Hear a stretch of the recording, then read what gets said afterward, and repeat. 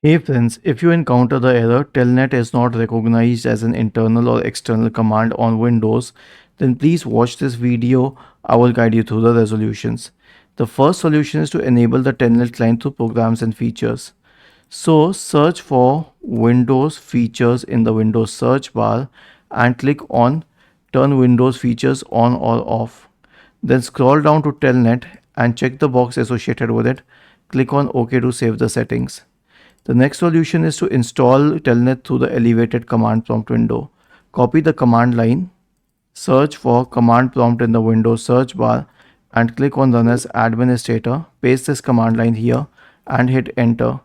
Once it says the operation has completed successfully, your problem will be solved. Was this helpful? If yes, then please subscribe to the channel, and if not, then let us know in the comment section of the video on how we could help you further. Thank you for watching this video and have a nice day.